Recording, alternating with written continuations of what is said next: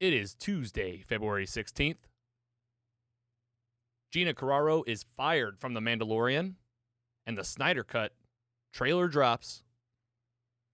We watched the Synder and the Britney Spears Documentary. And of course, the focus is on the MCU with Ironman 3 and WandaVision Episode 6. This is Mostly Superheroes.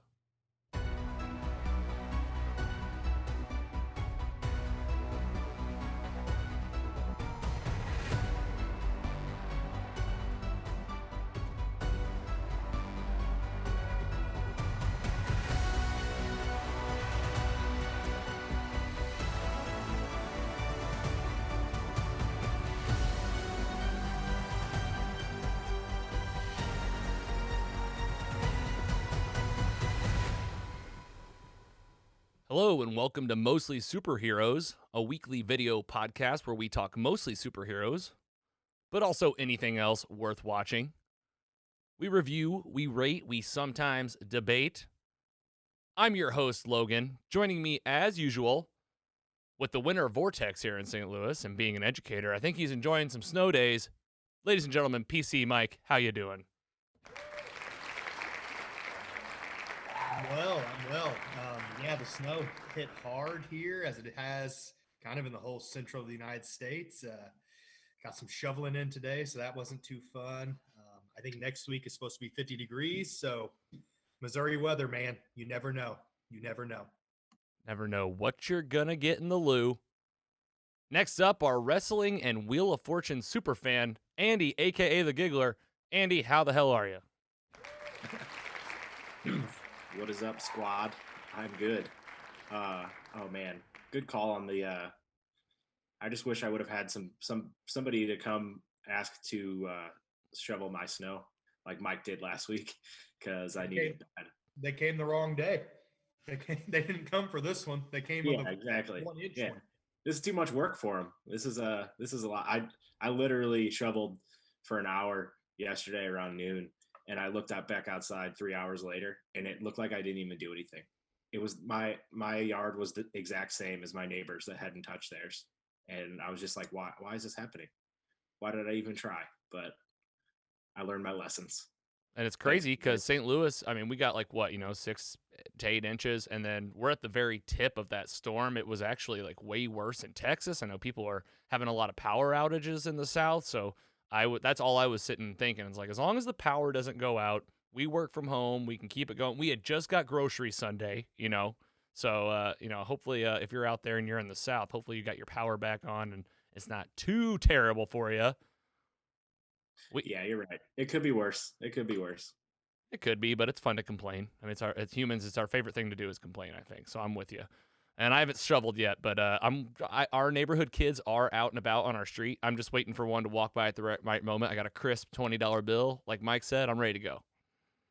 Got to support local small businesses. Yeah, and small people. Worth every single dime if they would have came today. With that, let's get into our first section of the day. Fan mail. We always feature fan mail first on this show. Appreciate you guys so much for listening and subscribing every single week. If you're a newcomer to our program, thank you for taking the time to click play and listen to us or watch us if you're on our YouTube channel. Nice and quick on our fan mail today. Got a couple things we want to highlight. Something exciting I am excited to share. First up, from the Facebook squad, our Mostly Superhero squad, our exclusive private but also free Facebook group. You can get in there on Facebook.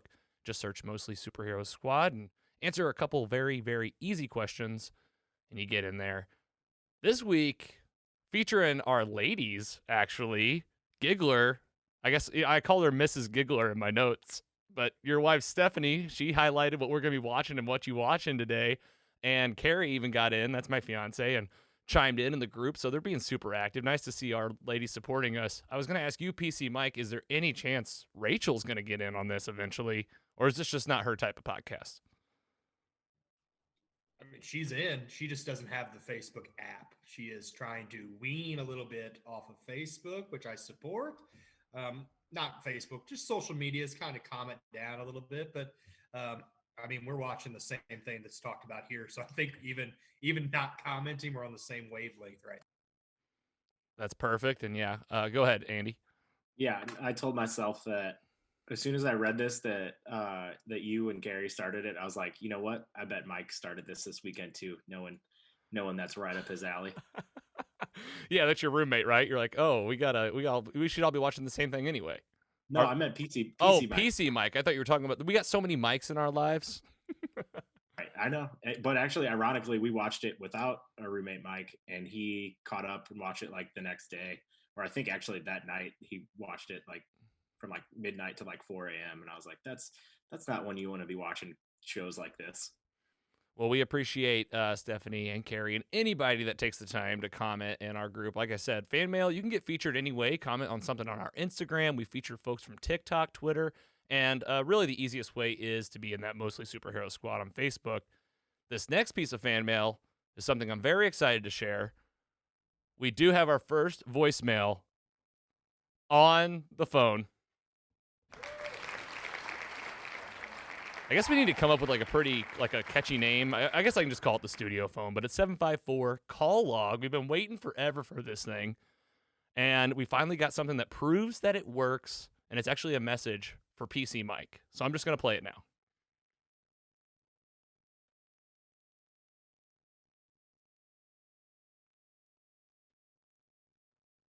Hold on. Hi there, I'm calling for Muscle Superheroes.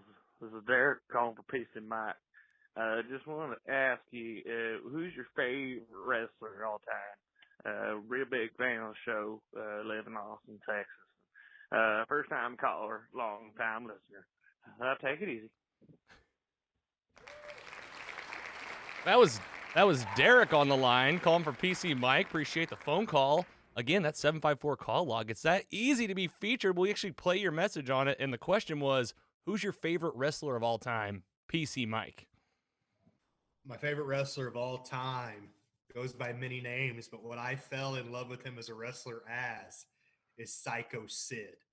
Sid Vicious, Psycho Sid, Sid Justice is my favorite wrestler of all time.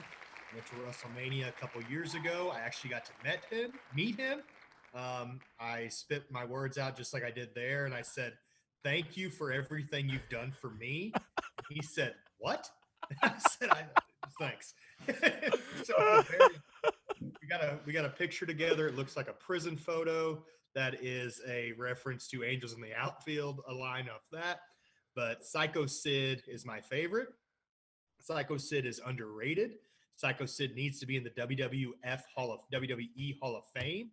He has headlined 2 WrestleManias. He's been a world champion in multiple promotions, and he is severely underrated. Wow. Yeah, you're a fan, and you said there's a photo. You're going to have to give that to me, and we'll get it in the video. That's my thoughts exactly. Got to see that for sure. It's somewhere in my phone. I'll find it, and I'll send it to you. With it being wrestling world, too, I mean, you guys are both big fans. Giggler, are you a fan of Psycho Sid? I hope Mike doesn't hate me for this, but I don't know if I'd be able to pick him out of a lineup, unfortunately. Ooh, oh, man. Poor man. But I'm going to do my research and get to know him a little better. You know who he is. He headlined WrestleMania 8 with Hulk Hogan. He was WrestleMania 13 with The Undertaker. He had one of the greatest storylines ever with Shawn Michaels in 96, 97. I see Andy already looking him up like, oh, yeah, okay. All right.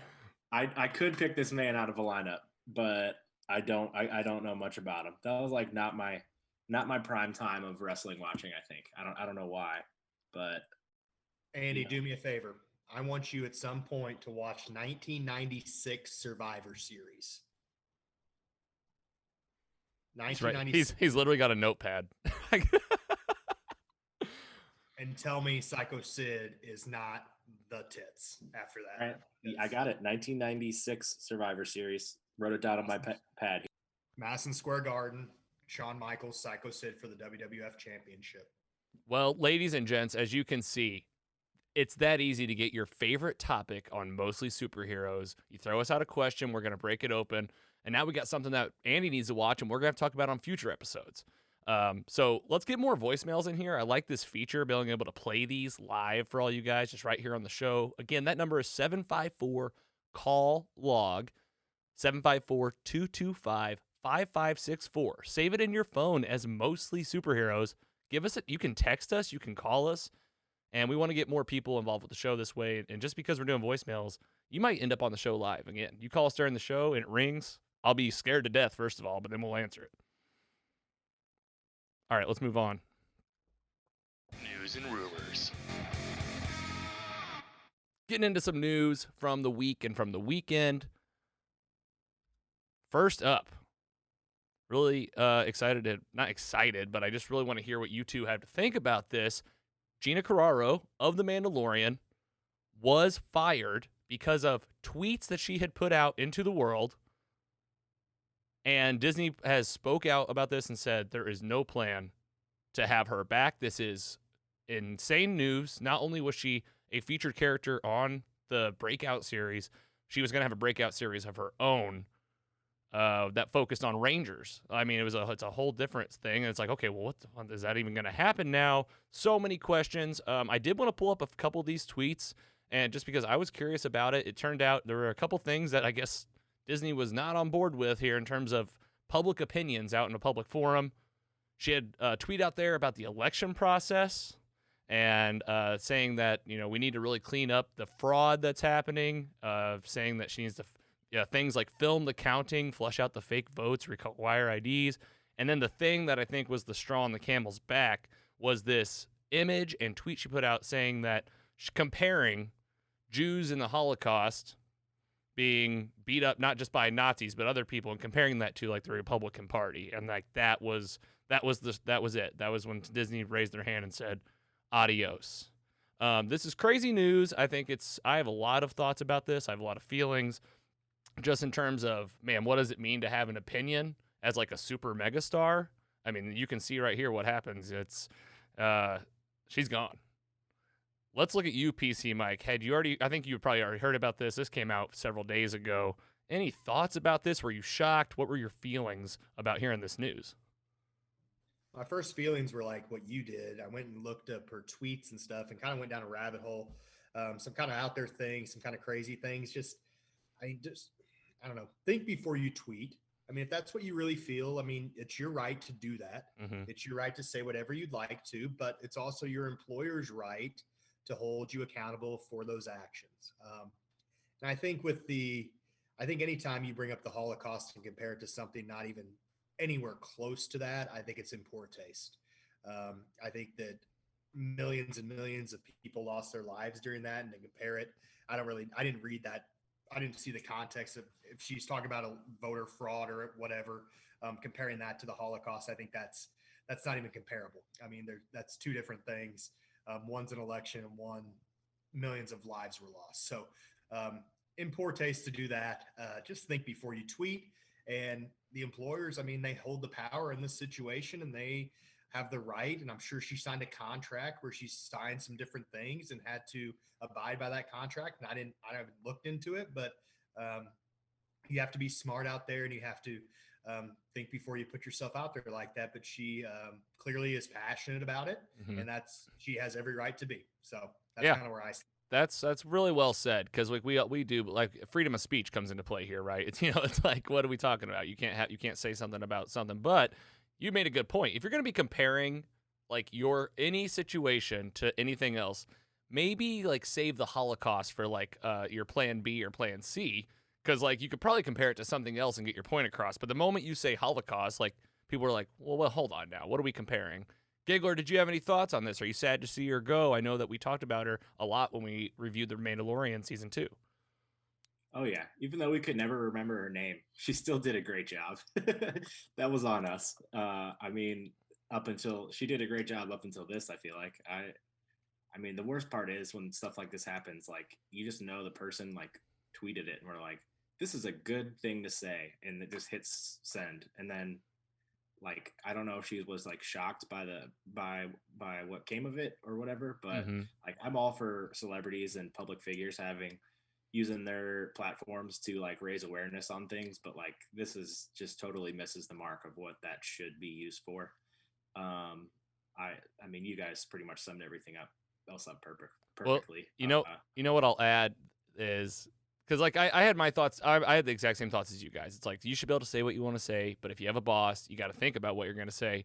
No, getting totally on her character, Cara Dune, in The Mandalorian, and just making about that. I never really had said this on the show because I drink the Mandalorian Kool-Aid. I'm all about everything that's happening. That being said, she was probably my least favorite character, and I'm not like it's not like they're like, Baby Yoda said a nasty tweet and he's gone. I'm that was just my take on it. Now, take that opinion for what it is and keep it separate from what these tweets are and stuff. Either way, it is news. We want to cover it and highlight it. What are your thoughts on this? You're going to miss Gena Cararo as Cara Dune in The Mandalorian? Let us know at mostlysuperheroes.com. There might be more developing news on this as this goes along. Who knows? So we'll keep you posted. Next up, getting into some more fun stuff. The Snyder Cut trailer dropped, and I'm just going to say it. It was awesome.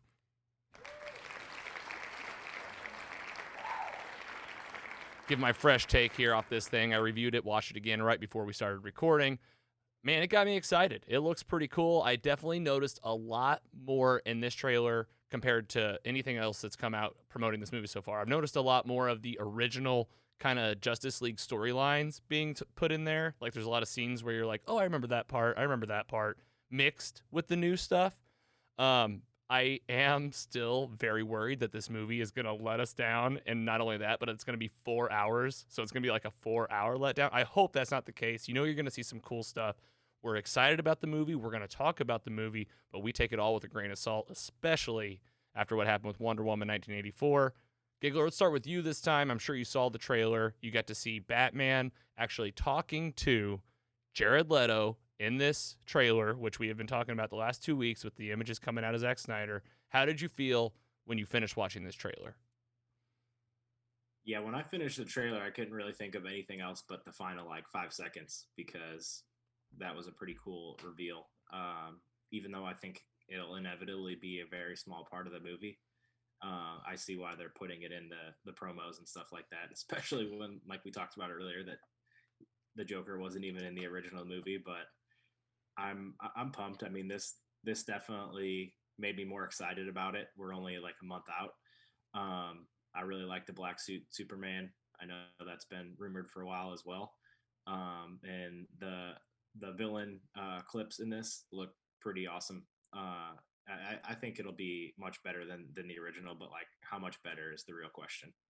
Well, and I also have to give you props, Andy, because you actually called. It looks like that the Joker that you said this, is probably in that dream sequence of Ben Affleck's Batman, and that looks like exactly what's going on. So well done calling that.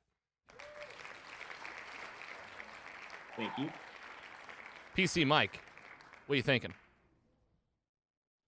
I'm keeping my hopes level. I'm terrified it's just going to be a hodgepodge put together type of thing. They're just adding basically bonus clips to make it 4 hours and all of that. I love the internet's kind of ripping it apart. I see a bunch of memes where it just says, "We live in a society." Well, no, we live in a society. Everyone's just kind of ripping that line. He does say more after that. He does. Which is good. But I just see "we live in a society" memes a lot. I'm hoping for the best. I'm prepared for the worst. But in my mind, it can't be much worse than what it was. Spoken like a well-trained DC movie fan after the years we've had. Yeah, I mean, we're a long way from the Dark Knight trilogy with all this, and even the first Wonder Woman. I feel like I think we have some decent. I liked Aquaman a lot. I liked the first Wonder Woman, but we just can't put it together. We can't put together a hit streak. They really can't. Shazam was good. Yeah, Shazam was good, but it's like it's like a baseball player. We're on a slump. We're like an 0 for 15 slump, and then Shazam, you go 2 for 3 one day. Maybe we got this back. We don't. We don't have it back. So I'm tempted to not get my hopes up, but I thought the Joker looked a lot better. I liked his voice in it, actually. Like Andy said, the villains look a lot better than what they were in the first Justice League. There's some good quotes. You have one up here on the screen, so if you're watching on YouTube, you'll be able to see it. you said the Age of Heroes would never come again, and kind of building that up, that they have to come together, was cool. So I'm excited. We'll watch it for sure. We'll critique it. I'll probably be a little higher on it than most people. But again, I'm keeping my expectations level at the time. Fair, and I think that's a great approach. That's probably good advice for any movie to go in. You got to keep those expectations in check. I'll tell you what I'm excited to see, regardless of if the film is good or bad. It's a live-action Darkseid, and that is something that is just, as a diehard Superman fan growing up, and that is the bad of all bads. Seeing this guy, and he looks, at least from what you can see, he looks pretty good. Now, will it look that good in a 4-hour movie, and how often will we see him? That's a question. So I hope they can bring it. I've already been seeing memes, again, comparing him to Thanos, and I mean, that's a top of the bill thing to compare it to. But I am excited to see, like you said, the villains in here, more characters, and I mean, at the end of the day, we're getting the Justice League on screen, so we will be watching it. We will be talking about it. Let us know what you think. Are you excited for this movie? Write us in at our website. Let us know on social media. We got some posts out about this right now. You can just go give us a comment. You'll probably end up on the show. We got to get that watch party scheduled. You guys think we should do a watch party for this? Why not? Oh, well, you just mean like us three just watching it? Yeah. Oh, yeah, absolutely. I thought you meant like a live watch. I was like, I don't know. That's 4 hours. Yeah, that's a lot. Yeah. Yeah. No, Is it coming out in hour segments? Are they still doing that? No, it's all at once on the 18th, and then the next day is the premiere of Falcon and Winter Soldier. So yeah, big week. Big week. Yes, for sure. I can't wait for that week. We might have to have 2 mostly superheroes episodes that week, just because there's gonna be a lot to talk about. And I mean, oh man, I hope, yeah, poor us, right? So yeah, we're excited to talk about just the Snyder Cut. I'm excited most of all for people just to stop talking about the Snyder Cut online. I'm tired of seeing the hashtag. So let's just watch this movie and see what it looks like. And one more piece of news here. They did release, they being Disney, coming out of Disney and Marvel Studios, there is going to be a behind-the-scenes look at the making of WandaVision called Marvel Studios Assembled. It's a documentary series of specials, goes behind the scenes of the shows and movies of the MCU, and the first one is, of course, WandaVision, coming out March 12th on Disney+. You can bet that we'll be talking about it and watching it on Mostly Superheroes. We'll keep you posted. And then last week, we did announce the merch store is live at mostlysuperheroes.com/merch. I just had to show off. A piece of merch just came right before the show started. I got my mug. I had 3 packages that were supposed to be delivered today. None have made it, so I'm blaming it on the snow. I'm so mad. Well, and you got a bunch of stuff, right? You got some hoodies. We got mugs. We got T-shirts. We got stickers. We got totes. We got a pillow. There's a pillow. There's all sorts of stuff. So get over and buy it. PC Mike, have you got anything yet? Not yet, but I'm not buying a mug because you two got me 2 coffee mugs for Christmas. So a mug is one thing I'm probably not gonna get. But I have a man fridge downstairs that would be perfect for a couple stickers. Yeah, there it is. A couple stickers and some swag like that. But no, I'm excited. I think it's a cool company too. And who shot this out for you? Yeah, this was so the company that we're going through is T Public. They look like they're a great company. They use like green products, and tell you all about that at their website. It's the whole store is on our website, and we can thank Imran over at the Jock and Nerd podcast for telling us about this. So it looks great. I can tell you right now, it's high quality stuff. It's something that I wanted to buy myself and test it. I'm telling you, it looks great. I've been happy with the T-shirts, the mugs. So, Andy, let us know when you get your stuff. And listener, viewer, get over and get your Mostly Superheroes merch. We're using the hashtag Mostly Merch. Take a picture. We will definitely feature you on the show and on our YouTube channel. All right, next up. What you watching? What You Watching is where we tell you what we're watching each and every week. Got a lot to cover today, so let's get right into it. PC Mike, we're going to start with you. You got a lot of fun stuff, and we're going to do this in a good order. I've already thought about it in my head because there's a crossover with yourself and the Giggler. So let's start with a show that you told us about last week. How was, let's do a spoiler-free review and rating of The Sinner on Netflix. Tell us about it. The Sinner, it's actually season 3. I would say a word to describe season 3 of The Sinner is probably frustrating. It doesn't. There's not the payoff that you'd want. I wouldn't think. It just kind of frustrating. The main character, Bill Pullman, he's awesome. But there's weird things going back and forth and kind of layers that you have to dig into. You know the crime. It's kind of one of those, you know the crime, but then you have to unravel the layers like of the past. So it's kind of one of those, but it's just a little frustrating. And it's hard. The Synder season 1 was amazing, and it's hard to kind of come up with that. And like we talked about last time, season 2 is not great. Clearly it wasn't. I had to go back and reread it after Andy was talking about it. And season 3 is a little bit better than season 2, but there's just some to be desired on it. I will probably not ever watch it again because it is a thriller and you get all those mysteries already. I'd probably put it like a 2.7. It's a decent weekend watch, but it's not going to be like, hey, you got to get home. You got to see the Synder for me. So on that. And then I told you the challenge. Me and my fiance, we watch the challenge every week. We started watching it last season in quarantine, and it's the MTV challenge. There's a thing that they post on Twitter of MTV's schedule every week, and like the challenge is on there. And then there's like 89 hours of ridiculousness that just covers it. If you ever see MTV's like schedule, it's hilarious. But the challenge, it's a little, Andy might like it. It's a little trashy TV, but with some competitions thrown in. It's like the mixture of Survivor and like one of those trashy Southern Charm or Below Deck and The Bachelor, all those kind of shows where they drink and hang out and stuff like that, all rolled up into one. So the challenge, love it. I watch it every week. I've never seen it, and I feel like I saw Andy's eyes perk up whenever you saw trash TV and and Below Deck. So it sounds like maybe something that you put on in the background. You're not taking it too seriously, but I can see you smiling. You're enjoying it when you watch it. Yeah, you definitely recommend it then.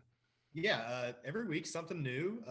If you watch old Real Worlds, you'll see like some people that you would know on there, but they do have challenges, and it's for $1 million, so it's real stakes to go out there. And then the last one that I think we're all watching, I'm on episode 2 of this crime scene, the vanishing at the Cecil Hotel. I knew a little bit before I even started watching this because I listened to the Crime Junkie, I believe, on this a while back. So I kind of had some background knowledge, but it's a true crime done by Netflix. Netflix seems to do really well with true crime. We talked about the Night Stalker recently on here and all of that, but it's good. I think I like this a little bit better than the Night Stalker so far, episode 2. It's a weird case. I mean, it's weird. I don't know how the doc ends. I'm not going to spoil it for anybody here, but the videos, I mean, I love how they like describe people on these docs now. It's like internet sleuth. I want to be on one of these shows and like, Mike, what does PC Mike do? Oh, he's an internet sleuth under his name, like nothing else. Like I just dig online all day. But yeah, it's the videos are out there and it's a crazy story. I think there's a lot of layers that we probably don't know. And I still have 2 more episodes to go. So you two don't spoil it for me, but it's watchable. It's entertaining. Probably not, like Andy said earlier, nothing you want to watch at like 4 a.m. and then go to bed and have a nice, peaceful evening for sleep. So that's what I'm watching right now.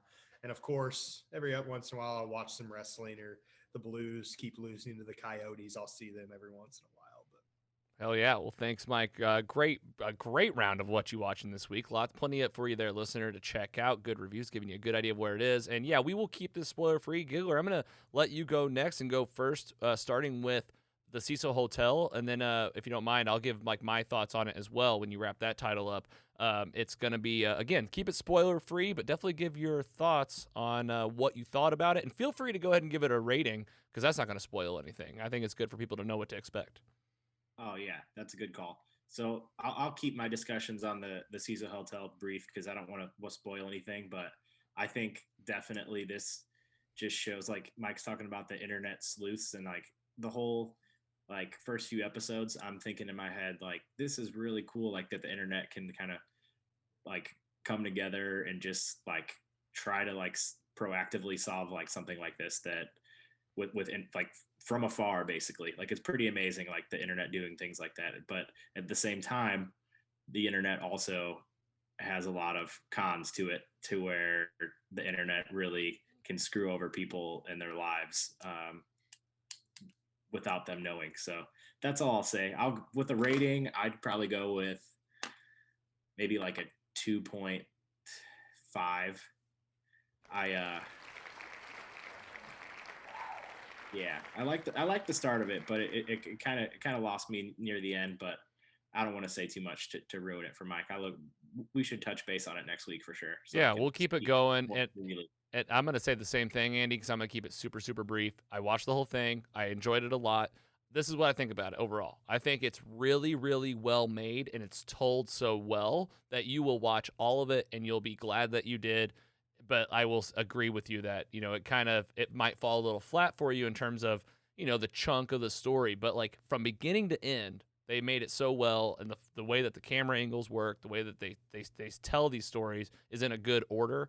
I think, if I remember correctly, is it Ron Howard, I think, maybe, was involved with this, and he's a famous director. He worked on Arrested Development. I hope I'm not getting that wrong, but it's just, you can see that there's some really talented people telling the story. But I will say that you gave it a 2.5. I'm going to give it a 2.5 as well.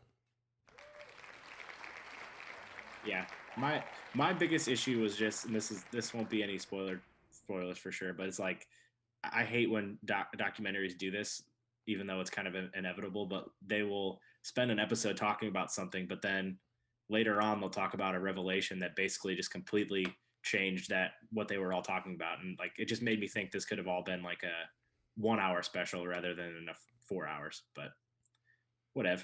Well, tell us about your next title.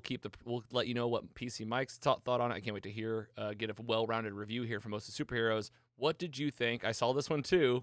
PC Mike, did you see this one? I see the thumbs up. The Framing Britney Spears Story by New York Times, and it's on Hulu. It has been talked at my house a lot. We have not watched it yet. Okay. I am told that we will be watching it very soon. Yeah, I would say you need to watch this. It's just like from the standpoint of like at the age that we were when this news has like come out over the years, you're just gonna have like all these flashbacks. But Andy, it's what you watching. Tell us what you thought about it. I guess, spoilers, I guess, but it's all current news, it's current stuff, but go ahead and let us know what your thoughts are on it. Yeah, it's basically just the story of how she's manipulated and screwed over throughout her entire life, starting with Justin Timberlake and now her father basically taking over her estate after all of her mental problems in the 2000s. And from watching this, like, I have so much sympathy for her. Like, I can't even imagine not being able to leave your house without cameras like following you everywhere you go. Like, I was getting visibly like frustrated and annoyed watching this, but it's basically kind of just, I mean, everyone knows the story of Britney Spears and like, I was a huge fan growing up, just like every teenage boy in that time frame. Obsessed. I was obsessed. Like, I had the posters, I had every album. Oh my God. Yeah, for sure. Like, she's a babe. Still is. Still is. Just she's a little off now. I mean, I follow her on Instagram, and she has a lot of very strange posts where you're just like, something's not right there. And I mean, from watching this documentary now, I don't blame her, because like, she's been through so much, and she's still so young. Like, she's our age, or like a little bit older, I would assume. So it's like, that just kind of blows my mind. But yeah, it gives you a little insight into like the legal investigations and stuff like that. But I'm thinking that hopefully this documentary being put out in the public eye can help change her situation for the better. Regarding her like legal troubles that she's having against her father, but who knows? Yeah. Well, let's do this. Let's wait till PC Mike watches it, and we'll bring it back to the forefront. The three of us can kind of break it open, talk about stuff, and we'll get a good, well-rounded review for you. But I definitely, I saw it. I recommend you, if you go watch it. If you have any interest in Britney Spears at all, you got to put it on your list. Yeah, it's only like an hour and 10 minutes long. Right. Easy to watch. All right, guys. If you're ready, let's get into MCU town. We're going to do a movie today Next in our MCU rewatch, we are watching the MCU movies in order, keep it in release order, of course, using the hashtag MCU rewatch. This week, Iron Man 3. And guys, I just got to tell you, I was wrong. I said this movie was better than what people gave it credit for. It is indeed worse. Holy cow. I was watching this thing, and like 10 minutes in, I thought, oh, that's weird. This isn't, okay, whatever. It's good. And then 20 minutes in, I thought, oh no, this just keeps going. And I don't know what happened. I don't know what wrong. I don't know who was like on the team of this thing, but they just tried like a very different formula. We are going to breeze through this quickly. But I say that, but like the more I look at my notes, there's so many funny things in here to share. I'm excited to break it open. And before we do that, I want to get a gut check. PC Mike, when's the last time you saw this movie? I have no earthly idea, but your text the other day when it was like, hey, it wasn't too good. I was like, well, I'm not watching it now. I'll just listen to Logan's awesome breakdown. How about you, Giggler? You did a rewatch recently? Yeah, I watched it during then. I tried to rewatch it today. I just got too kind of busy at work, but I probably watched it a month ago. Well, I watched it fresh being yesterday, and let's just break it down. This is what we do. We set you up. We let you know when the movie takes place. This one came right after The Avengers that took place in 2012. It came out 1 year later on May 3rd, 2013. And the next movie in the lineup, which we will be talking about next week, one that I'm equally a little concerned about rewatching is Thor: The Dark World. Notoriously known for not being so great. I enjoy the movie, but now that I've had this experience, I almost feel like the MCU got so good with all the later movies that after watching the Infinity War, Endgame, and now seeing WandaVision, which is, I'm so excited to talk about it for the meet today, these lower tier movies are becoming definitely the lowest of the tier. So we'll definitely be talking Thor: The Dark World next week. Iron Man 3, the budget was $200 million, and yeah, it did well. It made a whopping $1.2 billion with a B. I'll give it up. I mean, they made it. Let's just breeze through this storyline and just talk about some of the things I noticed. Don't worry, we can't spend too much time here because there's seriously like an hour and a half in the middle that I just was like skipping 10 seconds at a time. First up, okay, it opens up in 1999 with the song "I'm Blue, Da Ba Dee Da Ba Da." You know, "I'm Blue, Da Ba Dee Da Ba Da."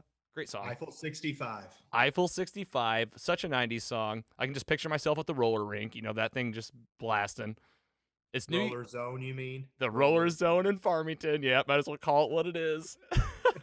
Hey, roller rink. I know exactly where you were at. Tuesday night Christian skate. That's right.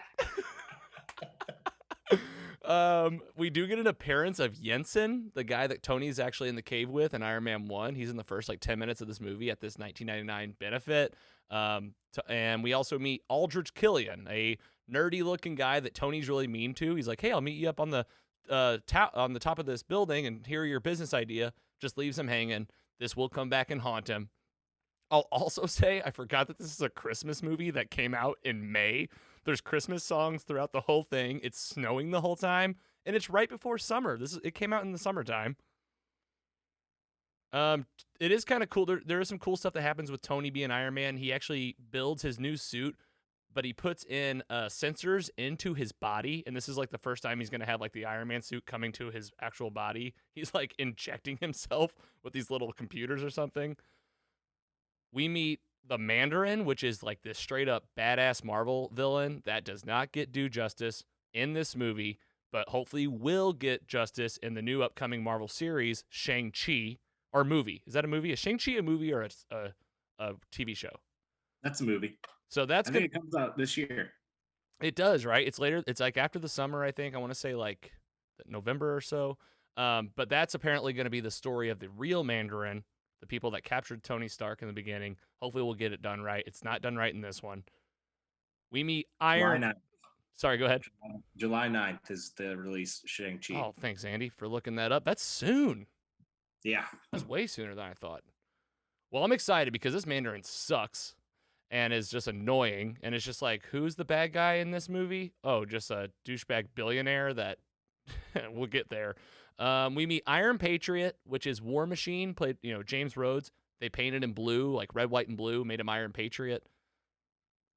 Tony has not one, but two, not even two, three panic attacks in this movie. He's having a lot of stress from the events of Avengers. This will inevitably be just the journey of Tony Stark dealing with Avengers and going up in the wormhole and saving everybody. This is kind of like the after effect of what happens to him. He has one of these panic attacks at a Chili's. He's eating at Chili's with Rhodey, and he goes out to the parking lot to leave because he's having a panic attack, and his Iron Man suit is parked in a parking spot open so he can get into it. Yeah, that happened. Aldrich Killian, he comes back after 20 years later or 13 years later. He's back. He's handsome. He's trying to pitch Pepper Potts on this DNA advancing technology that's combined with botany, and it's the world's new way to evolve humans. Okay, it's just another version of the super soldier serum, but with biology instead. She's like, no thanks. This is really funny. In this movie, Happy, played by Jon Favreau, his Tony's bodyguard. He's the hero in this one. He's the guy that's hey man, I don't really trust this Aldrich Killian guy. He literally calls Tony Stark on the phone and is hey, I think this guy's up to some bad stuff. And Tony's just distracted and can't deal with it. So Tony's bodyguard ends up being kind of the hero of this movie, and then gets injured and is sidelined for the rest of the film for no reason. He's in the first hour, and then he's not even in the rest of the movie until the very end. Tony's making a shit ton of suits in this one. So if you remember in Iron Man or in The Avengers, I think he was on Mark 5 or something. It's whenever he fights Loki. Well, he's on Mark 42 now. The suits can move without him. He has a nightmare at one point, and one of his suits attacks Pepper in the middle of the night. If you remember that. He gets attacked by the Mandarin at his house with all these missiles. This is probably my favorite part of the movie, actually, where I'm okay, here we go. Iron Man's going to have to fight these helicopters coming in. 3 helicopters attack Tony Stark's house. He gets finally back into his suit that is apparently a prototype, so he can't fly. He doesn't have any blasters, and these helicopters are kicking his ass. And I'm get in a suit. You're at your house. You're at your house with 40 suits. And he can't take down 3 helicopters. This is the same guy that fought an army of aliens in the last movie we saw. He can't fight 3 helicopters.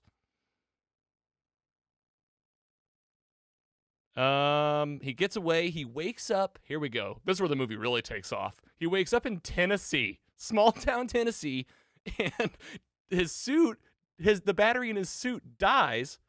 So he can't even use his suit anymore. He has to carry his suit. It's just Tony Stark without his suit, right? He has his second panic attack in the movie. And this is where I called the next part of the movie. There's 1.5 hours of bullshit. Just straight up nothing happening. Tony fighting without his suit in downtown Tennessee. He dresses up as a cowboy at one point and solicits the help of a local news van so that he can hack into a system. I was you're Tony Stark. Make a phone call. Get your stuff here. You could have all your suits fly to you, right now, I bet. What is taking so long? I just spilled my beer. Getting heated. You're getting so heated. I'm getting so heated. Just spilled my beer right here. It's all right. Do we need to take a break right now? No, we're going to keep it going. I'm in the middle of it, and we're almost done, which is funny. Okay, so this part is kind of cool. This is where he goes up to Air Force One, and he has to save the president, and the airplane blows up. All these people fall out, and he has to save 9 people, right? You remember that part? He catches them all, and he flies them down to the water. What they don't really focus on is that the plane that he left behind exploded in the air behind him. I think 20 people died. Tony fights with all of his suits at the end. Pepper survives a big old fall. He blows up all of his suits. The kid in Tennessee that he befriended gets an upgrade. Don't forget that the main bad guy, Killian, that could turn into fire, he breathes fire like a dragon. A man breathing fire. PC Mike, go ahead. Makes sense to me. Hey, that's a $1.2 billion idea, man. I don't know why you don't like this. Isn't that hilarious? You're well, they made $1.2 billion. Yeah, but when you see it, you're oh boy. Yeah, but have you ever seen Guy Pearce in Memento? He's worth 1.2 billion. Oh my gosh, good call, good reference. Yeah. He's amazing. Yeah, that's one of my all-time favorite movies. Oh, it's. Are we gonna talk Unreal. about it on Mostly Superheroes? I think we need to. I think we need a deep dive and like really get into the timelines. I don't even know what you guys are talking about. Oh, it's You great. ever seen Memento? No. I'm putting it on my list right now, though, with Survivor Series 1996, though. It's a Christopher Nolan film. It's one of his first. It is awesome. It was one of the first movies I saw in a cinema class I took in college, and I was like, this is one of the best movies I've ever seen in my whole life. I still feel that way. I haven't seen it in a long time, though, so I hope it holds up.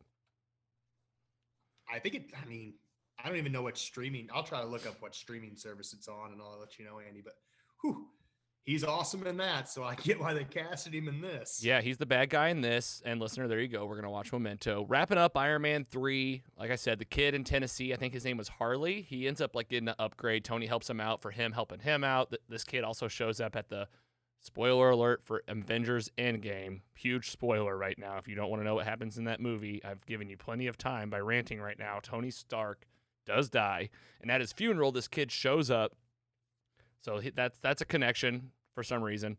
And then at the end, he throws like his arc reactor into the ocean. And we do end the movie with a "I am Iron Man" quote. I didn't realize he said it in this movie, but he does. And then the end credit scene, because if you remember in this movie, he's narrating it from the beginning.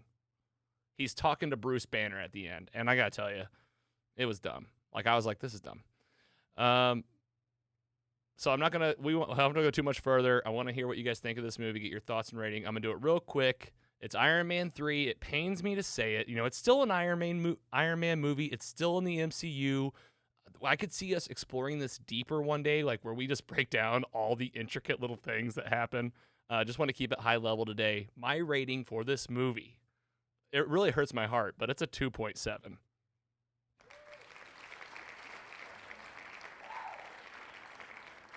Like, I'm a guy that's always really preached up the MCU, and I've always like told people why they're so good. Okay, those people that ever told me this movie was bad, I'm with you. Giggler, you were the one that saw this most recently. Lay it on us. Give us your thoughts, and please give us a rating for the Iron Man 3 film. You got it. I just took a couple notes on the theory of, or the topic of it being a Christmas movie. Like, I have a theory that now, after watching a few of these lately, that it really should only include Christmas time if it's completely necessary to the plot. It was not necessary to this movie. I don't think they could have done it otherwise, especially when it's released. Like, when it's a big picture of like 23 movies plus, like, there's no reason to have this related to Christmas. So pass on that. But I think the rewatchability takes a hit for this because of the Mandarin reveal, probably. Like, the first time was a big deal, but from then it's just like, yeah, like, whatever. Okay, I get it. They got me. As well as... Well, they got you because it was a dumb reveal. It was like the Mandarin's this paid actor, right? And he's hired, but he's actually working for Aldrich Killian. And you're like, oh, okay. Was it Ben Kingsley, the fake one? Yes, that's it. What's his name? Exactly. Ben Kingsley. He won Best Actor for Gandhi back in the day. Well, and that's the thing. He himself is good in the movie. Like, he's actually like a joy to watch. I was like, this guy's fun. But like it was the wrong fit. This isn't what I wanted in this movie. Keep on going, Gouler. Yeah, no, I agree. It definitely wasn't what it didn't. It missed the mark a little bit, but it was still like at least a surprise reveal that the things that you kind of want in movies like this.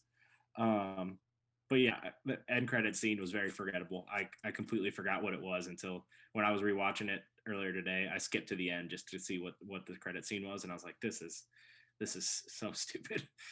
Yeah, you would have thought this would have at least been an end credit scene that teased out the next movie or something. No, it was like you waited the whole time, and then you were like, oh my gosh, I'm double let down. Yeah, exactly. That's not what you want to see in those credit scenes, for real. But overall, I mean, just the scene where his house is attacked from the helicopter, and he uses his new armor that he can like control with his mind to put it on Pepper instead of himself. Thought that was pretty cool. Shows how selfless he is, even though he had been called out by Captain America and the prior movie for not being the guy that would lay down on the line or whatever for the team. And obviously he's done that numerous times in the next 10 movies from here on out. So, but yeah, I love Iron Man. This definitely is my least favorite of the three, but I'm gonna go with a 3.0 exactly because I'll still watch this shit every time it's on TV. Well, that's something, you know, if it's a Sunday and it like came on, like I'd lay on the couch, but like for me to go into Disney Plus, pick the title and hit play, you're going to be like, it's going to be a stretch. Nice review. I'm glad you hit that. That was probably one of the coolest parts as well. Like Pepper going into that suit. PC Mike, you want to give it a rating, even though you haven't seen it in years? I'm actually going to abstain from this because I don't feel like I can give it justice. Wow, that's really big of you. It's been so long. Andy's review kind of gave me some hope, but then I remember yours and it was just gloom. So I don't really want to. I'm gonna step away from this one. But Robert Downey Jr. is a great superhero. That's where I'm gonna stand on. Of course. No, that's not in question. And Robert Downey Jr. is still a joy to watch in the movie. It kind of pained me to see the situations they were putting him in. That being said, I know what they're going for. They were trying to give him the human component, right? Take away the suit all the way. What happens? But also, it was too much because he was also he was depressed and having severe anxiety from what happened in Avengers. So, like, you're trying to mix, like, two major types of arcs, and it just felt like a mess to me. So, I appreciate you abstaining. I would say to any new MCU fan out there, do you watch this? Do you keep it in your order? Absolutely. You watch this, go into it with the same mentality that PC Mike just said about the Snyder Cut. Keep your expectations in check. You saw Iron Man, you saw Iron Man 2. Go ahead and expect Iron Man 3 not to be as good, and you'll leave it feeling just fine, and you'll be primed and ready for your next MCU title, which we will cover next week. Thor: The Dark World, moving our way through Phase 2. Next up will be Captain America, the First Avenger. Fellas, any last thoughts on Iron Man 3 before we leave this one in the dust? I will give a bonus review for Andy, though, since he has not seen Memento. 3.8. Woo-hoo-hoo! All right, I'm sold. It's All a right. big boy. All right. It's on Tubi. Should I watch that before or after Survivor Series? Wow. Can you watch both at the same time and have the timelines merge? Sure. It's on Tubi. I don't know what Tubi is. Is Tubi free? Like a streaming app, Tubi? Is that like the Roku thing, or is that just like an app? I'm not really familiar with Tubi. It had it on Roku too, but it says Tubi. I saw a commercial for Tubi actually, like on NBC the other day, but I also know they have Peacock, so I doubt it's that. But so it says watch free movies and TV shows on Tubi. I will give it a shot and report back to you guys. Hey, if not, you know what? You pay to rent that. It's probably $5 on Apple or something. That's one that we're watching it. Listener, viewer, Memento. If you're a Memento fan, please write into the show and tell us why you love the movie or why you hate it, because we're going to be talking about it, and we'd love to feature some fan mail during it. Getting back on the MCU real quick before we are going to take a quick break because we have a lot to explore in Phase 4, talking about WandaVision Episode 6. Next up in the MCU rewatch, we are using that hashtag, Captain America, the Winter Soldier. Before that will be Thor: The Dark World is next week. The reason I said Captain America first is because Falcon and Winter Soldier is coming out in March, so we will finish the Captain America films before we get there. And I literally just went to Tubi.com and I could watch it. So I don't know what it is. You might have to register, but it kind of popped up. So I think it's free. You heard it here. Tubi.com. Watch Memento, because we're going to be talking about it on Mostly Superheroes.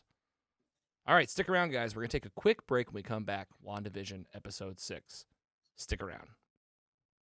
The meat. Welcome back from the break. PC Mike, the Giggler, myself, we just broke down Iron Man 3 along with a whole bunch of What You Watching today. I love when What You Watching is packed up. And we, of course, want to feature you guys on the show and see what people are watching out in the real world. Let us know at mostlysuperheroes.com/contact. And the other great place is, again, our Facebook page, the Mostly Superheroes Squad, free to join, totally exclusive, private group. And we're always sharing what's happening out there on TV and in movies. It's a time to let you tell us about your favorite stuff. Speaking of which, don't forget about the hashtag Mostly Madness Movie Tournament. We are taking submissions using the hashtag, or simply write us in. Tell us your favorite movie or movies. This is the time. The tournament is coming. We'll keep you posted on details. Moving into Phase 4 of the MCU. I talked about this Monday during our Monday show, live on Instagram every week at noon. We also release it as a podcast. Appreciate you guys showing up to watch and those that are listening. According to Brandon Davis over at comicbook.com, WandaVision is the most watched television series worldwide. I said this Monday. I'm not surprised just because of how good it is myself, but hearing that other people are catching on, I think PC Mike, you had said this, that you were having friends starting to reach out to you after episode 4, and that it was like that was the turning point. Well, now we have episode 5, and today we're talking about episode 6, and they just keep cranking it up. When are they going to stop? Speaking of you, PC Mike, let's just, when did you watch this episode last, and what was your feeling at the end? Were you feeling just excited? What were your feelings on Vision? We're going to get into the story, but you can keep it high level. Watched it, I think, last 2 days ago, I want to say. So it's pretty fresh. I mean, I loved it. I really did. I go back and forth that I like 5 or 6 better. I loved the Malcolm in the Middle type of story that it was. That's what I kind of thought it was, like the 90s Malcolm in the Middle, looking at the camera, talking to the camera type of stuff like that. If I'm wrong, I'm wrong, but that's in my mind what it is. I thought it was great. I thought it was crazy to kind of see Vision actually kind of change into a character that has a heart that I care about, which was weird, even though he's a computer. But he's starting to like show different things that you want to care for and about. There's so many things online I'm trying to stay away from. Comicbook.com keeps throwing out like things like, and I've watched one and I was like, oh, that makes too much sense. So I'm trying to stay from going down rabbit holes, but man, they just keep adding layers and layers and layers to this. And they're pushing, I know we're going to talk about the episode, but they're pushing the goalpost literally. And they're doing things that I didn't think they would do yet. And these last, 3 episodes? I think we're in for some crazy stuff that's going to happen. Well, and you are the one that sent us that link, I think. These last 3 episodes, 7, 8, 9, are going to be an hour apiece, which means probably like 46 minutes.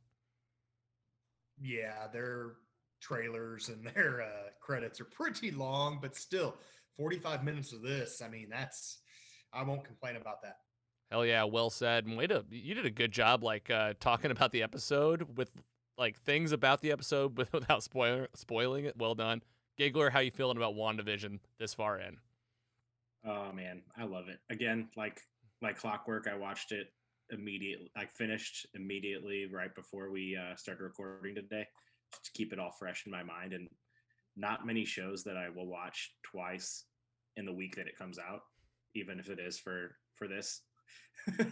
But I mean, I'm on the edge of my seat the whole time, both times. Like it's just I can't get enough of it. I'm really sad that there's only 3 left, but I am also like you guys said, pumped that they're going to be longer. Just wondering like what the next show that they might be imitating is. I'm pretty sure that was Malcolm in the Middle, like you said, Mike. Like maybe like The Office or something like that. I don't know. Kat Denning got pulled in. Is it going to be the Two Broke Girls show? Who knows? I saw probably not, but that'd be crazy. Yeah, I saw that. I saw like a meme about that, and I just thought like it put a bad taste in my mouth. I was like, I hope they don't do that because that's like an actual show she's in, and I'm like, I don't really care about that, to be honest. No, they won't. I think it's just funny to think about. Hell yeah. And I like how you said like you're happy to watch this one before you record, because I'm the same way. It's funny because like you didn't watch Britney Spears again, right? You didn't watch the documentary again. It's like it's not just that we rewatch it for the episode, but I genuinely like turn it on for a second time thinking this is awesome. I get to see it again. I'm genuinely excited to get this on my television. Let's just You get catch something different every time, usually. yes. No matter how many times you watch it. It's Yeah. crazy. All right. Well, with that, let's get into the story. Let's break it down piece by piece without getting too deep. We'll keep it just at the level that it needs to be. Tell you what you need to know. Make our predictions for the next one. As we always kick off, just like the show does, because it is important. The previously on let us know kind of what happened in episode 6, showing us the dog that they had. Wanda using her powers in front of Agnes again. We got Norm and Vision at their office whenever Vision kind of brought him back to the real Norm and saying like get her to stop doing this. Vision being told by Wanda that he's like, you can't control me. We see that again, so like they're letting us know that that is still the way of the world. Vision's kind of on his own now, and we will see that in the early part of the episode. Then of course the big reveal of episode 6 at the end was we got a Fox, now Disney, X-Men, Evan Peters, Quicksilver playing Pietro at the end of the episode. One of the coolest TV moments I've ever seen, hands down. So great. And here we go. Let's get into the show. Opens up. I believe it is Malcolm in the Middle. I have a nice shot here on our YouTube channel. We are getting pretty specific with our images. Again, all of our images are from Disney Plus. Get over to our YouTube channel. You can kind of watch along with us as we're talking through this. And yeah, it was that 90s feel, first person camera. One of the little kids is running around. You do see Vision. You see Wanda. You see Agnes in the kitchen. She's wearing bedazzled pants, and it says naughty on her butt. Those were real big in the 90s. And yeah, I thought immediately Malcolm in the Middle. Now, there might be other ones at play. If we're missing it, folks, and you're out there and you're a TV head, this might be one we need to tap Imran over at Jock and the Nerd. I know he's a big sitcom head. If you are too, let us know if there's other inspirations here for this intro title. And then getting into the opening scene. Here we go. Pietro is actually there, and they're having a dialogue about Halloween. This is the much anticipated Halloween episode that we've been seeing teased out since the show first ever got announced at Comic-Con last year, or at this point, a year and a half or so ago. And it's Wanda's comic accurate Halloween costume, old school. And then we also get Vision's comic accurate costume as well. Pietro's on the couch. He's sleeping. And the kids are talking about how they're going to be going trick-or-treating tonight. If there's any question of if this Quicksilver was going to have speed powers, they address that immediately. He's running all over the living room, playing with the kids. I just have to say it. Evan Peters is an absolute joy to watch in this episode. Giggler, how were you sitting whenever you saw him running around with his speed? He's just being hilarious. How were you feeling? Did it click for you? Yeah, I was like wondering like what's really going to happen to this guy, because it could be any number of scenarios, but yeah, he started running around. I was like, okay, good. That's promising for kind of our theories that we've talked about, but I still don't know. No, do we know anything really? This is just kind of. Not yet. Well, I mean, this early on, you're still like, what's going on? But they do give us some tidbits here. Okay, so Pietro actually starts telling a story about whenever him and Wanda were kids, and there's a flashback sequence where they like are buying this fish from an old lady. Yeah, hilarious. It was funny as hell. But Wanda's like, I don't remember it like that. So right away you're like, oh, this guy's making up a past that she doesn't necessarily remember. And then Wanda's going to take these kids trick-or-treating. Vision is going to go out on his own and explore the town. He says he's going to he's just making sure he's keeping it safe. And Wanda's visibly upset. She's like, that's not what you're supposed to. And he like gives her a look like, we already talked about this. You don't tell me what to do. And he goes out. Pietro's going to go trick-or-treating with the kids. All right, so again, we're getting a lot more of this back and forth between the realities we know. We're going back to Sword Town. This is great. We have the reality is still glowing very red from Wanda did that at the end of episode 6. They're researching the drone that they captured in the last episode. Well, Hayward is making it very clear. he says it like out loud in some way. We are here to take out Wanda. He gets rid of Monica, Darcy, and Agent Wu. Says, like, you guys have been trying to save her the whole time. Get out of here. Hayward tells Monica he knows he's friends with Captain Marvel, so we get a Captain Marvel reference. He also says that the people that came back from the blip don't have the luxury of not remembering what it's like to lose everything. That was a powerful line from Agent Hayward, just saying, like, hey, we've been here for 5 years. You just got back and you have all this optimism. He's like, the people that have been here are really, like, still struggling and hurting. And I was like, ouch, this guy really just kind of laid it on her, kicks their ass out. And now the trio is working on their own to break away from the sword guys that were escorting them out. Darcy has a funny line, like, why didn't you tell me the plan? These three are still going to try to figure this out. Did you guys get a weird vibe from that line from Hayward, though? Like, I just think there's something not right with him, or maybe just Sword overall. Like, that maybe I don't know. Maybe they might know more than they're saying. I don't know. Maybe that'll probably get into things more later. But, like, when he said that, I was just like, that usually they don't say things like that without a reason. And we don't know a lot about his past. So I think that's something that might be touched on in the next few episodes.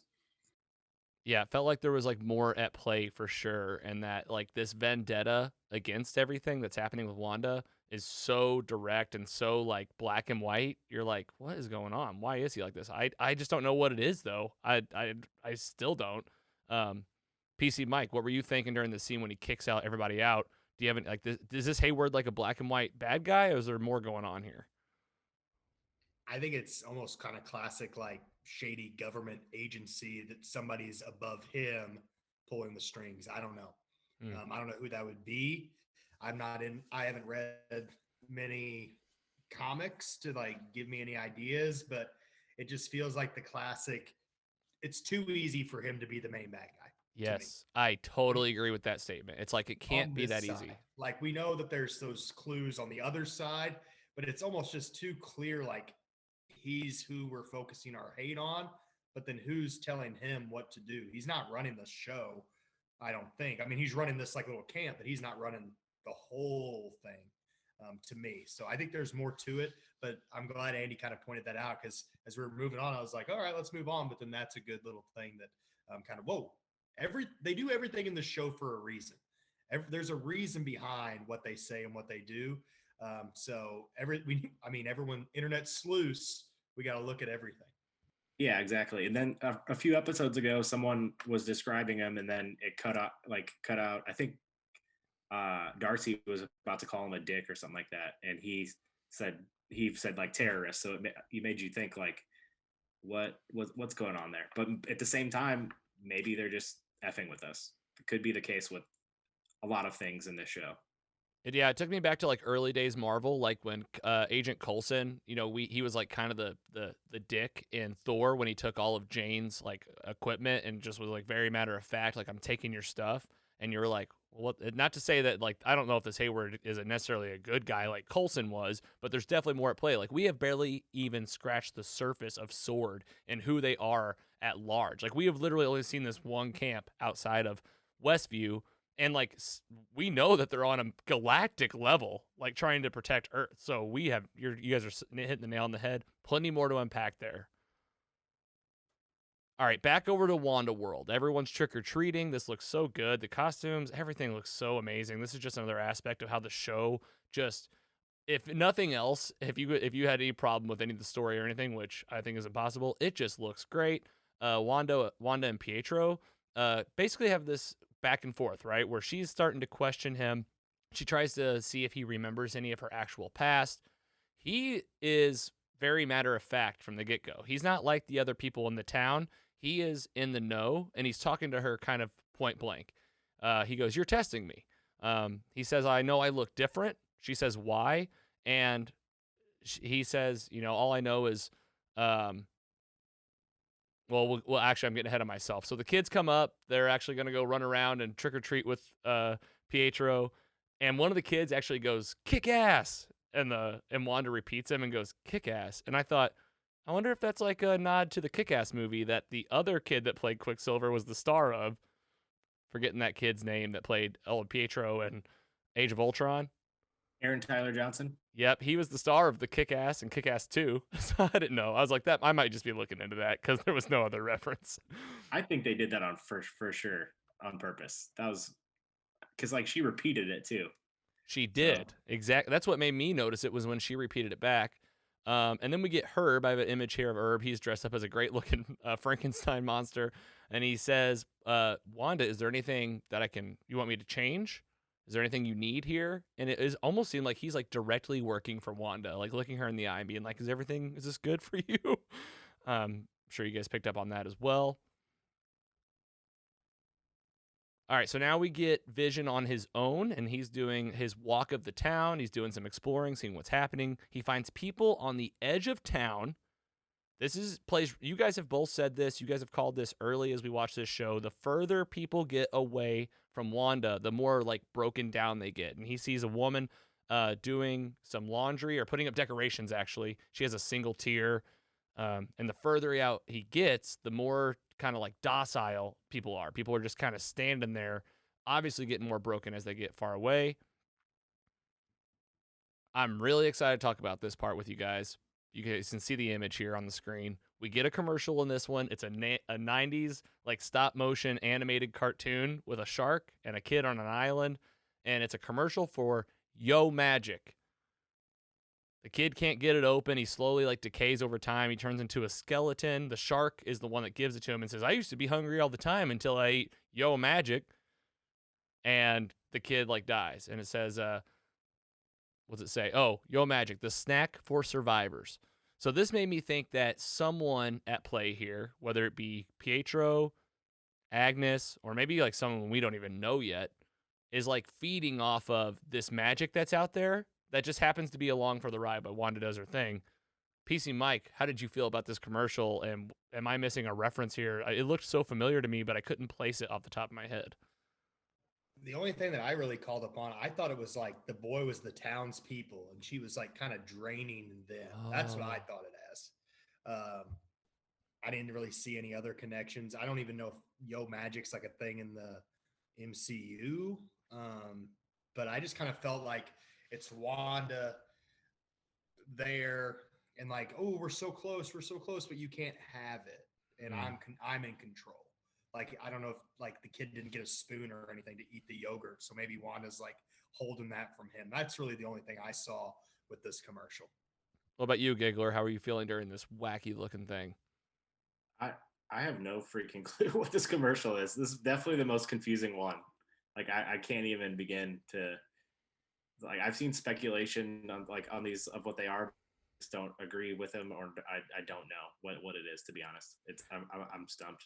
It did look like a very 90s commercial. It reminded me of like I couldn't think of like any actual brands, but I feel like it was probably a mix of maybe different things. Listener, if you know what we're talking about, write in, let us know. But definitely some plays on just, some things that you don't have to guess on. There's something about eating up magic to like survive. So there's some component of that happening. Yeah, like survivors. I don't know what that means. If I can't even. This has nothing to do with the show, but do you guys remember Street Sharks? Yeah. Oh yeah. It does. That was 90s. Yeah, 90s, and then it was kind of like that claymation, like celebrity deathmatch type stuff on there. Wow, so, that's a throwback, man. I gotta look these up.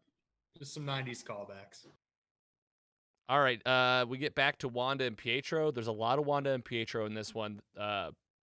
They address not having any accidents. Pietro says that he was shot in the street like a dog, and then he heard Wanda calling him, and then now he's here.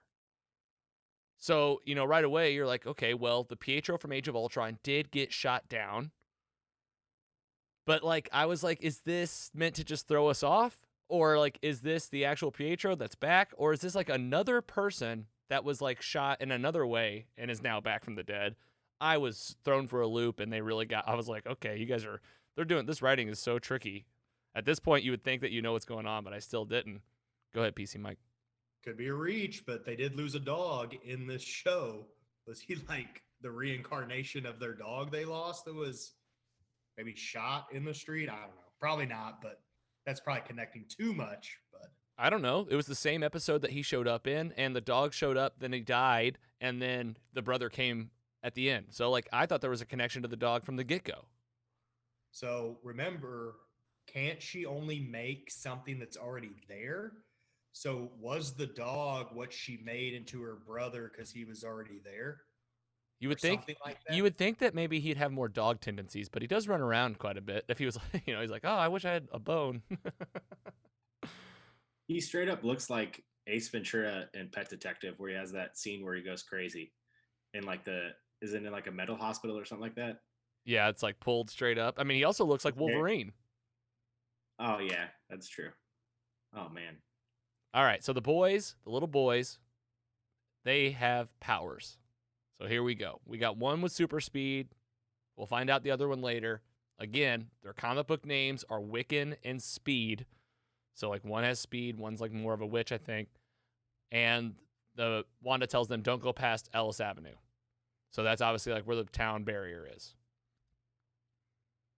Back to Sword, the trio, Monica, Wu, and Darcy, are trying to figure out a way to get back into the boundary.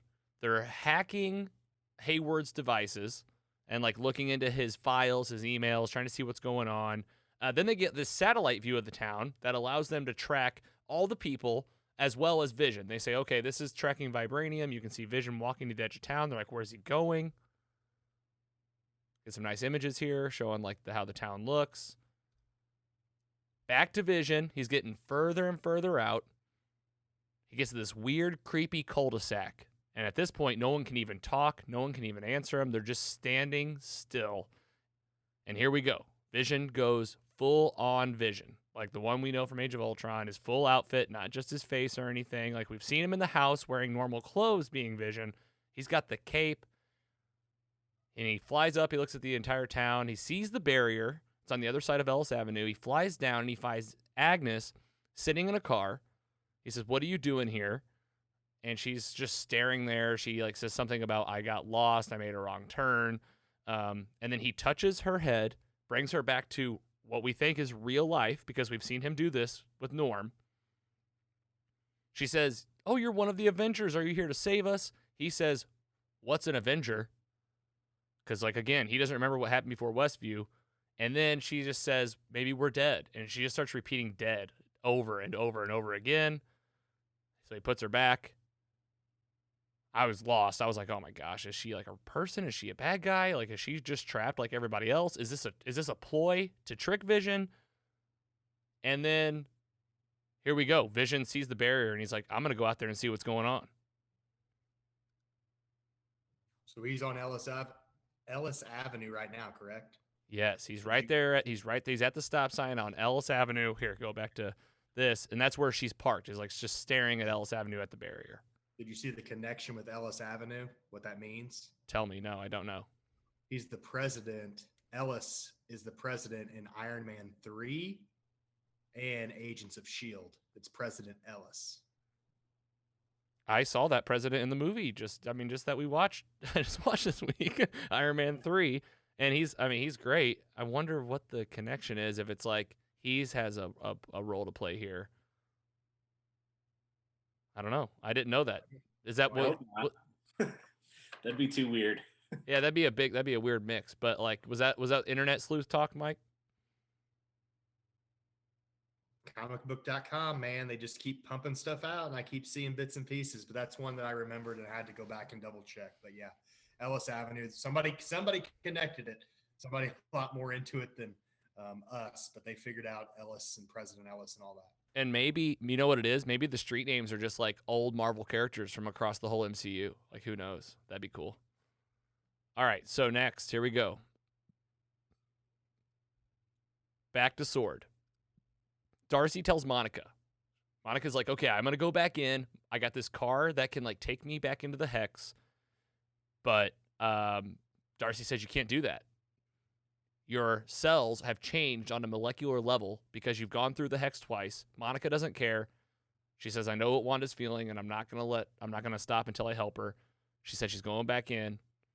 So Wu and Monica are going. Darcy's gonna hang back. She's gonna keep digging into Hayward's files because there's something big there that she just can't quite get to. Back to WandaVision world. Pietro and Wanda says, like, I think mom and dad would have liked this town. He asked where she was hiding all these kids, because remember Vision was like, where are all the children in the town? And he's like, were they just asleep in their beds? He's like, I'm pretty impressed. You've done a good job here. You've kept all the families together. They've all got good jobs. And I said this last week. He says, like, I'm actually just impressed. You've come a long way from just making people have bad dreams. And I was like, that's exactly what I said. Like, she used to just have to, like, get next to your head and she can make you upset. Now she's like, what? Creating an alternate reality right in the middle of Earth? She says, how do you do this? She says, I'm not sure. He says, I'm not some stranger. I'm not your husband. You can talk to me. He does not say I'm your brother in that part. And she says, all I remember is that I felt alone and helpless and just completely eternally alone or something like that. And I'm thinking to myself, was this when she got blipped and was dead? Because she got dusted at the end of Endgame. So I'm thinking that might have been her very emptiness that she felt. And then maybe when she came back, something happened. I think this is going to be a story we get in these last 3 episodes. It'll probably be flashback. It's going to be like, I'm already getting chills thinking about it. It's going to be like her coming back from the snap and then take us off from there. Giggler, what do you think? PC Mike, either one. Well, we got Monica's when she came back, correct? Early on. Mm-hmm. Makes sense to get hers as well. I could not remember if she got blipped or not, because I know she was in the final fight scene in Endgame, but Thanos rips it out of his Vision's head, throws him down, and then Wanda is sitting on the ground just with his body, and she dusts away. Okay. Okay, then while they're talking about all this, she looks back. Pietro's like full on dead, like Vision was before. And he's like, are you okay? And she's like, yeah, I'm fine. All right, back to Darcy. She finds an email that she was looking for. It says cataract in it. And she emails it to Wu. Did you guys catch that? Yeah. I didn't notice that. She pulled up the computer. She found it. She goes, oh, and she emails it to Wu. And then she says, Vision, what are you? She sees Vision getting to the edge of the barrier. And she's like, oh, gosh, what's he doing? Vision. Oh, man, here we go. Vision is going through this thing. All right. This was the climax of the episodes. We're getting to the end here. And he's pushing his way through. The reality is like, don't go out there. He's getting through. It's pulling him back. It's tearing him apart, like into pieces. It was hard to watch. It was like really powerful. Into hexagons, somebody said. Of course.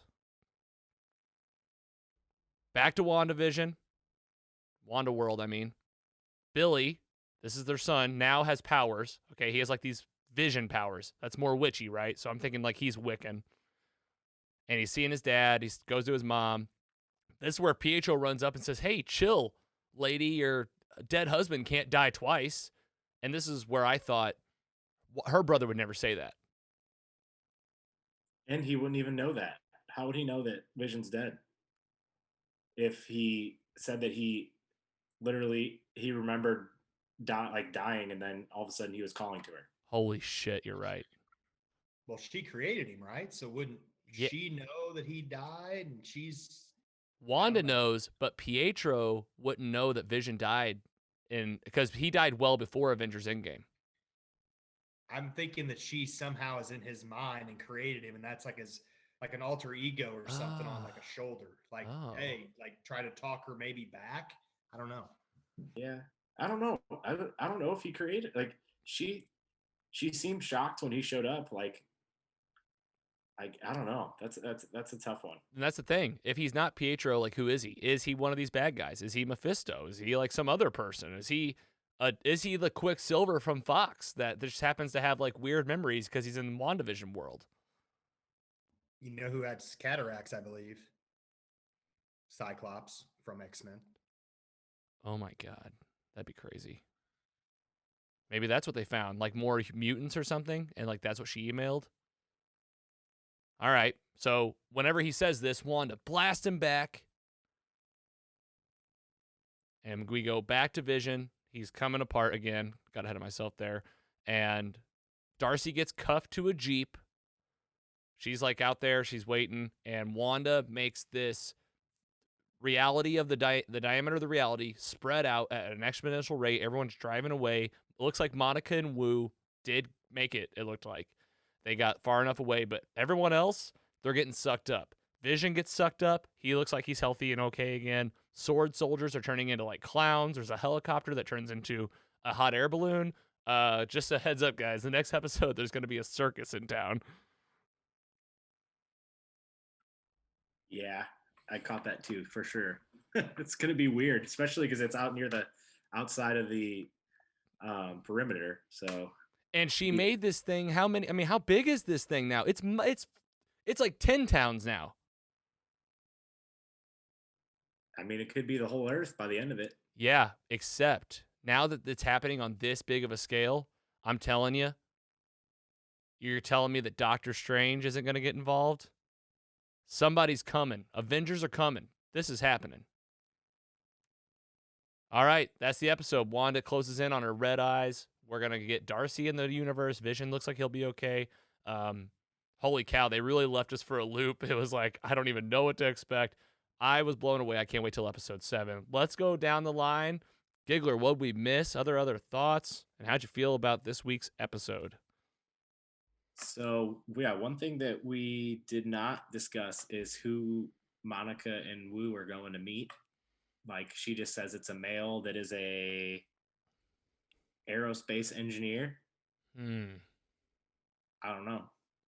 Do you think it could be? Oh, I see, Mike. Reed Richards from the Fantastic Four. I think or one of the Fantastic Four. Could be. That'd be cool. That would be quite a misdirection because everyone's thinking mutants, and then all of a sudden they're just like, nah, just kidding. We're gonna throw in Fantastic Four intro here. I don't think it'll be both, but who knows? I think that'd be either one would be a cool reveal. And obviously we're still got in the back of our heads like this big Luke Skywalker level cameo that Paul Bettany talked about. Like, has that happened yet? Is it going to happen? I personally think that there's something big coming. Of course, there's 3 episodes left, and this show has had just bangers on bangers every week. So I cannot wait till the next one. I've said that every week, but especially it's going to be a little bit longer. We got that over our heads. I think for sure, I don't know, let me know what you guys think, but I don't believe Agnes's act that she was putting on in the car seemed too fishy, and that she just kind of like, she was messed up, and then all of a sudden he like touched her head and then reset her or whatever, and then she just like drove away. Like, I feel like if she's so jacked up that she can't even move at that stop sign, like she can't just drive away after that. It just didn't seem right to me. I think that I don't know if she's in on it or what, but she definitely was not acting truthfully there. I think she was trying, like, misdirecting us for sure. It looked like she was. I mean, they led us to believe that she was trying to get out of there because she's like at the edge, and she's like, she won't let us leave. She won't even let us think about it. Man, this show is so good, especially after like rewatching other MCU titles. I can't, like, I feel like so excited that I can't believe we have 3 episodes left. They're gonna be hour piece. PC Mike, what else you catch? What else you hearing out on the internet, and how'd you feel about this week? Like I said, 5 and 6 were awesome. Best of the series so far. I'm trying to stay off as much as possible, but when you're scrolling through Instagram or Twitter, some stuff just happens. I think we pretty much hit it all. The only thing, the Giggler said he's going to be sad when this ends. I don't know if I'm going to be sad or excited because we finally get some answers. And I am struggling with all these avenues that we're going. So I might be a little more relieved than him, just because, like, I want to know what's happening. I still think that big reveal is coming. I do not think it's Evan Peters. If they're comparing Evan Peters to Luke Skywalker, they need to really reevaluate some things in their life, because that's just not how it should work. So I still think there's some big things to come. I think there's going to be a tie-in with Doctor Strange, like you just said, Logan. Somehow they have to continue these movies with Phase 4. So I'm excited to see what's coming next for sure. Well said. I could not agree more. I think that they've teased out that like maybe some of these shows get a sequel, but like whenever I hear maybe about like WandaVision season 2, right? Like they're saying maybe. I think they're going to wrap up like a lot of this story, and it's going to be about the next story. Now, will there be a cliffhanger component to the show? Absolutely, because why wouldn't there be, with weekly content coming out all year, multiple shows, multiple movies where it's all going to tie together? Yeah, whatever it happens at the end of this, we know that Wanda is in Doctor Strange too, and I think that it might be almost a direct tie-in. I don't know. I agree. I think it's just going to lead up to right there. Whatever it's just going to lead off to is Doctor Strange multiverse movie. So it doesn't even feel like quite real to be able to say like, okay, this show ends, and then Falcon and Winter Soldier, and then Loki, Black Widow.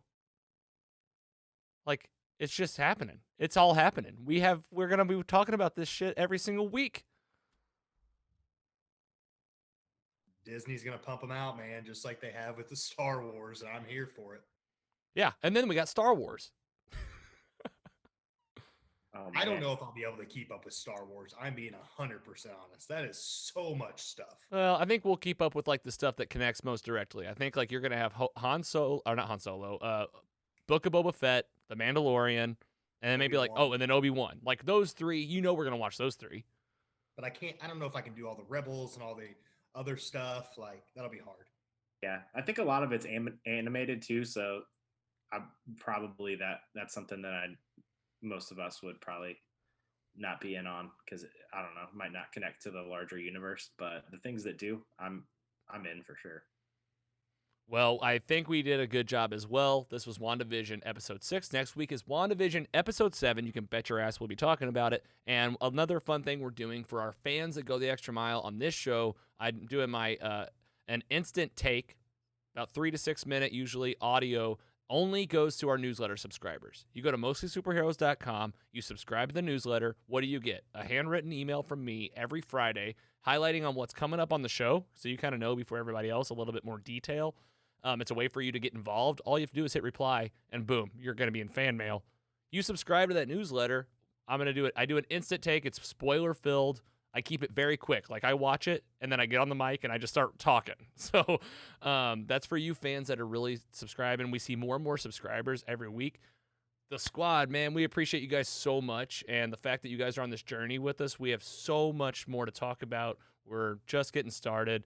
I mean, at this point, I'm done to do this the rest of my life. So I hope Giggler and PC Mike are ready to grow old with Mostly Superheroes.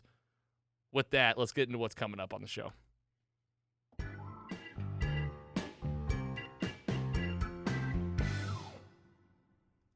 Whew, that was fun. All right, getting into what's happened this week. So we do have a spinoff of Mostly Superheroes. It's a music show exclusively on Spotify, built using Anchor. What's it called? Mostly Superheroes, the music show. We keep it nice and easy for you. It's Decades Month over there. We do have a new episode out. We did the 80s, the 90s. This week was the 2000s. Giggler, I know you listen from time to time. Have either of you heard it yet? It was a banger. I have not heard this one yet, but I'm going to tomorrow while I work to get me through the workday for sure. Here's some titles for you. How I Met Your Mother. I won't be disappointed. I know that. Spider-Man. I think I made it Iron Man again. Some CW shows are like WB. There's some good stuff on there. Oh, yeah. Did you do the Spider-Man 2 soundtrack with Hero, Chad Kroger, and the guy from Seether? Yeah, I did. Yeah, Heroes in there. Of course, it's Mostly Superheroes. Great guess. Yeah. I know a hero can save me. We'll stand here today. Banger, man. Oh man, it's a jam.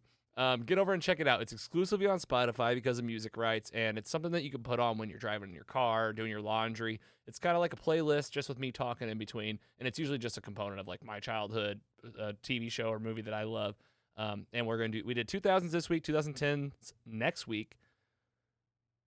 MCU rewatch happening here every single week. Watching old MCU stuff along with the new MCU stuff, I think is the best way to do it. I mean, the fact that you guys connected President Ellis to a movie that I just watched yesterday, I think that there is something magical to be said about watching these things in tandem, and I think we're doing something differently than other podcasts out there right now doing these titles this way. So I hope you guys are enjoying it. We're having a great time. Next up, Thor: The Dark World. I'm going to go and tease it out. We have a guest coming on for next week. I'm not even going to say who it is, but we have a guest coming on the show. We're excited to have him on. We'll announce it next week, so don't miss it. And, of course, the meat right now is all about WandaVision. And, guys, we're 30 days out from Falcon and Winter Soldier, so that's coming up next. I can't believe it. We're so excited. Something new every day at mostlysuperheroes.com. There's a full-on schedule, Sundays through Saturday. If you're ever wondering what's happening, there's a schedule. I recommend that you print it and put it on your fridge, your bathroom. It's really good to have in the house. Like, maybe I'll get this schedule on a pillow, and then you could buy the throw pillow for your couch. Oh, man. Okay. Yep, that's what we're doing. Don't tempt me, Logan. Don't tempt me. That's what we need. Pillows. That's what we need. We need throw pillows with the schedule on it. I'm going to get it tattooed on my arm. That's what we need to start giving to our fans, gift cards for tattoo parlors. If you're a real squad member, you would. That's right. Okay, guys. I think we did a great job today. So much fun hanging out with these two. Giggler, let's start with you. Did you have a good time today? Give us some words from the Giggler before we sign off today. Great time as always. This is a great escape from work and our normal lives, especially with all craziness going on, and especially when you look outside and there's just a foot of snow outside that's just disgusting to look at, that I know will just be there for like 2 weeks because the forecast doesn't look good ahead of us anyways. But what better to do when you're snowed in and bored? Just take a listen to all these podcasts that we've made for you all, and keep you busy. Hell Keeps yeah. me busy too. Hell yeah. I don't know if you guys are listening to this show. I don't know if you realize. I mean, we put out 3 podcasts a week. We got our mini episode on Monday, keeping you in the know. We got the music show this one. Andy's totally right. Plenty of stuff to watch, plenty of stuff for us to keep you entertained on. PC Mike, give us that optimism we need to keep us through the rest of the week. I don't know if it's optimism or it's just me. I got to catch up to you two. I got Britney Spears to watch. I got the Cecil Hotel to watch. I got some stuff to watch coming up. And I'm hopefully WandaVision keeps bringing it, which I think they will. And I think we're going to get some more layers. 7, 8, and 9, penultimate episode 8. We might see some fireworks there too. So I'm excited. Hell yeah. I feel like anytime you have an episode before the last 2, because the last 2 are going to be kind of like combination huge. I feel like that 8 is going to be that kind of setup for it. Pretty excited. And hey, one title you forgot to mention, it's on our list because we talked about it so much today, is Memento. So put that on your list. We're going to talk about it. So good. I might get the lady to watch it here this week. I don't know if she's seen it. Yeah. It's Andy. Awesome. I'm sold. Normally, a lot of times when people tell me to watch things, I just nod my head. I'm like, yeah, I'll add it to the list. And this list is just a fake list that you don't ever reference in life. But this one's going on the real list that I will probably watch this weekend. Pay attention. It's not a movie that you can sit on your phone about. It's all right, good. That's very good information because I'm the worst in life at doing that. So yeah, if you miss a part and then you look up 10 minutes later, you're going to be like, what movie am I watching? I'll talk about it next week. It literally changes colors. So you really might be, what movie am I watching? You guys want to do it? You guys want to put it on the list this week? You think we can get it done? I think we can. All right, you heard it. We're going to talk about Memento next week in Mostly Superheroes Season 2, Episode 9. Plenty more happening. Check out the schedule. Subscribe to the podcast. Subscribe on YouTube. And right into the show. We got to get you on fan mail. We're having so much fun. Plenty happening at mostlysuperheroes.com. Thank you, listener. Thank you, viewer. We will see you next time. Take it easy.